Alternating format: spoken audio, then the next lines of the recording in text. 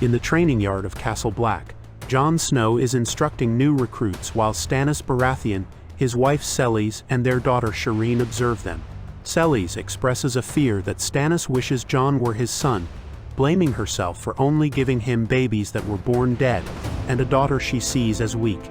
Stannis tells her that this was not her fault. Melisandre arrives and seems to strongly support Stannis's view. She states that the Lord of Light is not concerned with Shireen's grayscale scars, emphasizing that what truly matters is that she carries her father's royal blood. After Selise leaves, Melisandre and Stannis talk about the upcoming fight to capture Winterfell from the Boltons. She questions whether Stannis plans to leave her behind again, as he did during the Battle of the Blackwater. Stannis gives her his word that he will not make that same mistake this time. As the new Lord Commander, Jon Snow is reviewing documents with his friend Samwell Tarly. The papers are letters from smaller noble families, who are only offering to send a few new recruits to the Night's Watch. Jon is handed a specific letter meant for Roose Bolton, the man who betrayed and murdered Jon's brother, Robb. Jon immediately refuses to sign it. Samwell explains that, like it or not, Roose Bolton is now the most powerful lord in the north and has the most men to send them, far more than the tiny offers from the other, lesser-known houses. Sam reminds Jon that the Night's Watch must stay out of the politics and conflicts of the kingdom.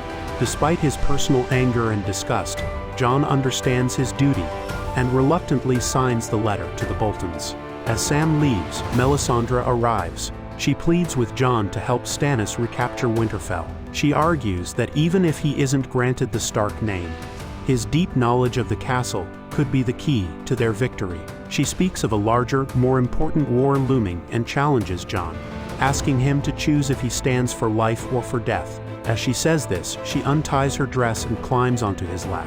She urges him to embrace her, explaining that the Lord of Light created men and women to be together for this very purpose. Jon is visibly tempted but refuses, staying true to his Night's Watch vows and noting that Stannis would not approve. Melisandre suggests they simply keep it a secret. When she reminds him that he has broken his vows for love before, Jon admits that a part of him will always love Ygritte, who is now gone.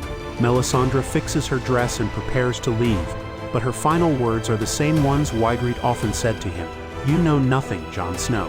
Later, in his private room at Castle Black, Stannis is writing more letters when his daughter Shireen comes in.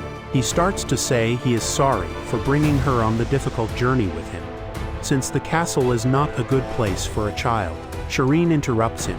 She says she is glad she came and that she thought she would have been left behind on Dragonstone, which is what her mother had wanted. Shireen then asks her father a painful question.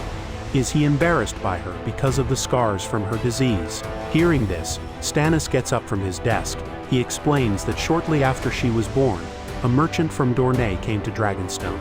Having heard of the birth, the man brought a wooden doll as a gift for the baby. Unknown to anyone, the doll was carrying grayscale. By the time they discovered this, Shireen had already caught the sickness. Everyone told him she would eventually die from it. They begged him to send her away to live with the other infected people, called the Stone Men, to protect everyone else in the castle. Stannis tells her he defiantly refused all of them.